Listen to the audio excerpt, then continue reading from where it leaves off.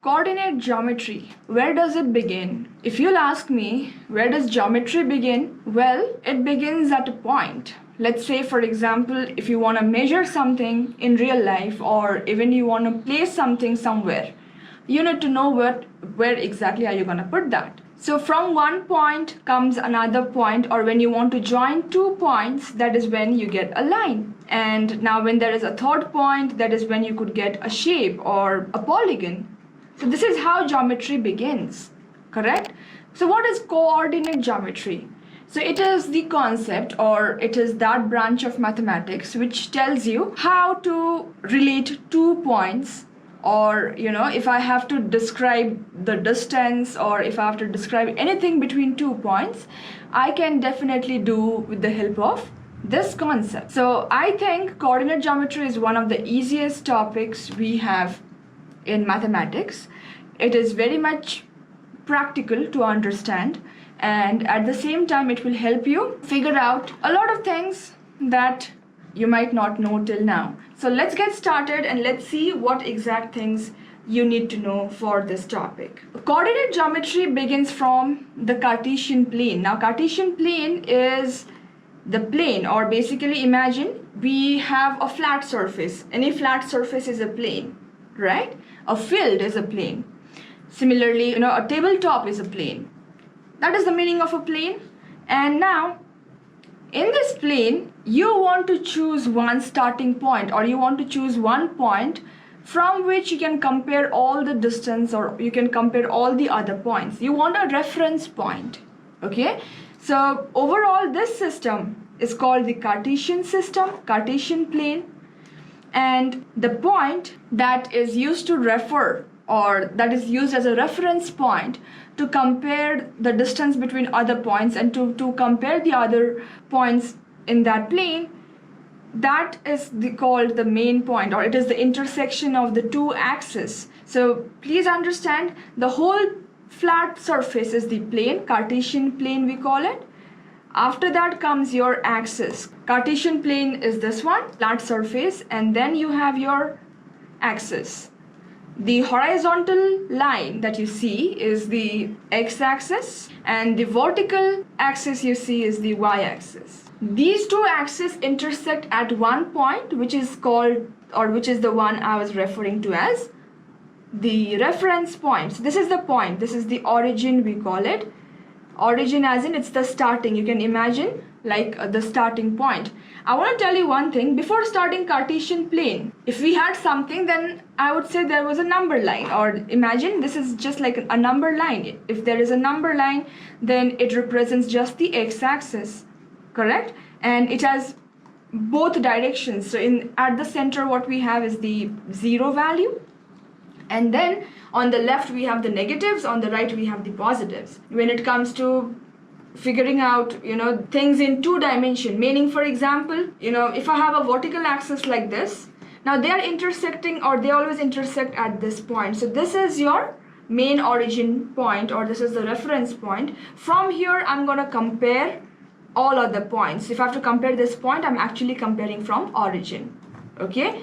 Now imagine coordinate geometry. I feel coordinate geometry is much like a game where you have only 2 options. You either move in horizontal way or you move in a vertical manner. Okay, there are just 2 ways you can move. Horizontally you have 2 options. You can move to the right or you can move to the left. Similarly, vertically you have 2 options. Either you can go up or you can come down. So this Cartesian system can also help you understand the 4 directions, because that is how things are related here, right? It can help you trace the directions. And now if I'll ask you to compare, or if I'll ask you, where is this point? So the standard way of, figuring out where this particular point is, I can do so by looking at the distance it moved across horizontally and vertically. So let's say if this point is P. If this point is P, to reach this point P, I started at origin. So the game is like this. You always begin at origin. If you begin at origin, you have 2 options. First of all, you always make a horizontal move, and then you make a vertical move. So from the origin, you see what's the horizontal move. I went 1, 2, 3, I went 4 units right, and from there I went 2 units up. So which means because I went 4 units horizontal, the conventional way of writing the point or describing the coordinate is by writing the horizontal distance first. So because it moved 4 units right, I'll say the point P has to have the first value 4, and then the other, because I moved 2 units vertical, then I'll write 4, 2. Note that we always write the horizontal distance first, and the horizontal distance actually tells us how much of, or how far is this point from the main vertical line, so, or from the main y-axis. Till now we have understood few things. Number one, this is called a Cartesian plane, where I can divide a plane into 4 parts, where each part is now called a quadrant. Quadrant 1, 2, 3. Okay, we'll talk about that. So apart from that, we know there are, in this coordinate system we move in 2 directions, or not 2 directions, we move in 2 dimensions. That is, either we move horizontal or we move vertical. Horizontally we have 2 options, left and right. Vertically we have 2 options. You either go to the north or south. Think of it conventionally, going to the left and going to the right. Which one could be positive? You must have heard, always take the right direction. So I think it is very much logical that going to the right, going further, going to the future is always the right direction, because you see everything moves in that manner. It always takes the further step. So going forward or taking the right direction is always positive. Okay, whereas if you think of going backward, logically it makes sense that it is going backward means to go back, we always subtract, or to go back, or when you're going backwards, that is always supposed to be a negative direction. So it actually makes sense. Mathematics is making sense with the real life scenario. Think about going up, like go high and go, just aim higher, they call it, isn't it? So you can say that this is when things become positive, or anything that's going up, that is always considered to be a positive direction. You want to go up, or you just want to become better and better. That's a sign of positivity. Yeah. So when things increase, or when things get higher and higher, that is always positive. But when things are coming down, for example, your marks coming down further and further, that's a negative sign. So that is the reason why I would say that this is a negative. Coming down would be tracing a negative direction. So there are 4 directions described by a Cartesian plane. It really depends where you want to go. To compare from one point, we always use origin as the reference point. From the reference point, if you ever want to find, or if you ever want to compare any point, you always trace the horizontal distance first. So now this horizontal distance that you move, or the horizontal distance that you have crossed, that value is now called the x coordinate. Correct? So let's say I have a point here. You want to trace the direction first of all. Always start at the origin. From the origin, conventionally we choose the horizontal movement first. Okay, so horizontally you went from the origin, you went 1 unit left. 1 unit left means -1. And then you came down. From here, from the origin, you went 1 unit left, and then you came down by 2 units. So coming down is again a negative direction. So therefore your coordinate will be -1, -2. -1 is the horizontal distance. So we call this as the x coordinate, or there is a proper name. We call it abscissa. Okay? You will see this word occurring anywhere, then don't forget, abscissa is just the other way to represent the x coordinate, which is the horizontal move. And then you have the other coordinate. The second coordinate is always your y coordinate. Y coordinate has a name again. We call it as ordinate. So this is how we can understand coordinate geometry. We have every point on this Cartesian plane is represented by 2 coordinates. X coordinate followed by the y coordinate, where x coordinate represents the horizontal move, y coordinate represents the vertical move, and then if you see that there is no horizontal move, only vertical move, let's say for example, if I'll give you a point here, then this point comparing with origin, it has moved no horizontal distance, it's only moving vertically. So 1, 2, 3, 4. 4 units vertical, no horizontal. We always write the horizontal distance, which is 0 here and 4. Similarly, if something is just moving horizontally, let's say if this is the point, if it has moved only horizontal and no vertical, then horizontally how much or what distance did it move? 1, 2, 3, 4, 5.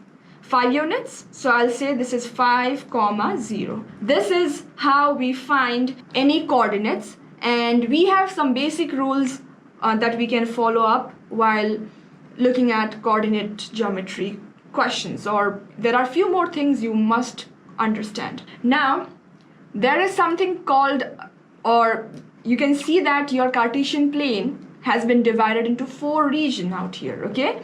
So we always begin from the top right, this one. This is the first region that all the positive values, if you see, then this is a right direction, which is a positive direction, and this is also a positive direction. So this region, we call this as quadrant 1, because in this quadrant you will see that any point we have will always have both coordinates positive. Okay, you can check anyone because you're only taking a positive direction, correct? You're moving positively on the horizontal side and on the vertical side, so therefore both the coordinates will be positive.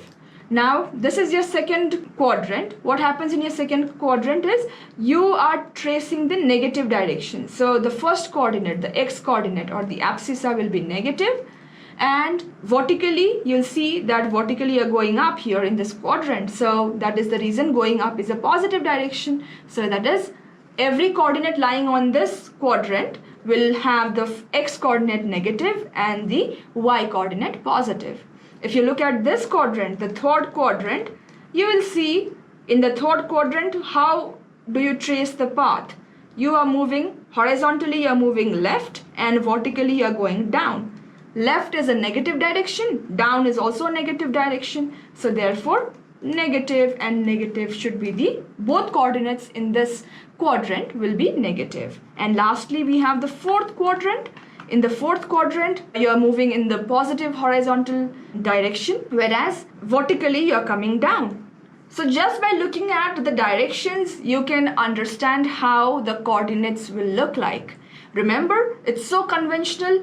You go up, that's positive. You go right, that's positive. But go back or going back or just going left or coming down, things coming down or things going left is always negative, even in real life. So it actually makes sense why this system was why this whole system worked.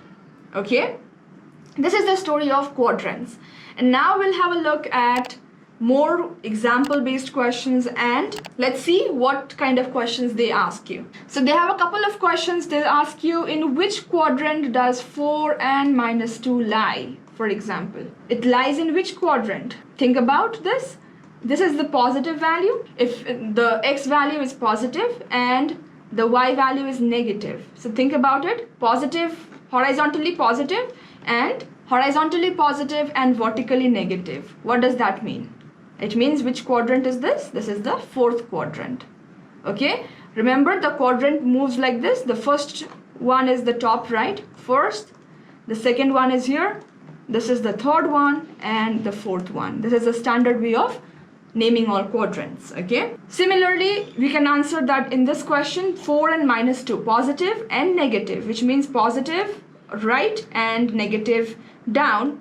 It is giving me the fourth quadrant. So the answer is it lies in fourth quadrant. Okay, we'll write this in Roman number only. Fourth quadrant. You can think about, if I'll give you minus 6, minus 7, then note that minus 6 means minus 6 is negative, minus 7 is also negative. So left down, which quadrant is this? The third one. Okay, so this lies in the third quadrant. So the kind of questions you have in this topic, it's very simple, very easy to work with. Okay, and apart from this, there are some general rules you want to remember. That is something I already spoke about. If you ever see a point lying on the axis itself, So let's say any point on x-axis. If this point lies on the x-axis, then it means it has moved some horizontal distance. It has moved some horizontal distance. I don't know how much here. So I'm saying this is x. Whereas it has moved no vertical distance, correct? This point, according to this point, we did not make a vertical move because there is no vertical move from the origin. Always remember, origin is the reference point. We are starting at origin and then comparing all the points. From the origin, the horizontal distance is x, whereas the vertical distance is 0. So I say that every point lying on the x-axis is of the form x, 0. Whereas similarly, if any point lies on y-axis, then what happens?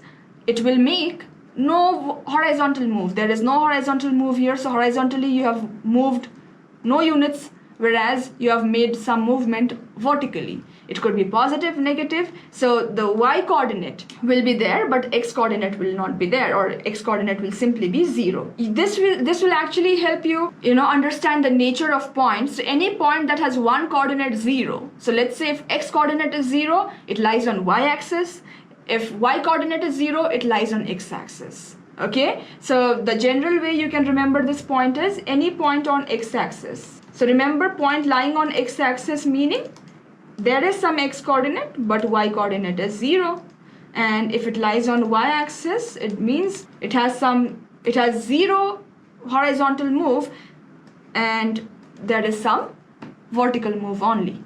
So the standard method, as I told you, it's always the horizontal distance we write first and then we write the vertical distance. Let's have a look at a couple of questions from this topic. Questions might be very, easy, but still can be confusing to a lot of you. So therefore, I want to work out with certain type of questions so that this whole topic becomes very much clear to you. So they'll ask you a question like this. If you have a point A, 3, 4, okay? There is a point A, 3, 4. Find the perpendicular distance. Find the perpendicular distance of A from x-axis and from y-axis. So they have given you the point 3, 4. What does that mean? You move 3 units horizontal, 4 units vertical.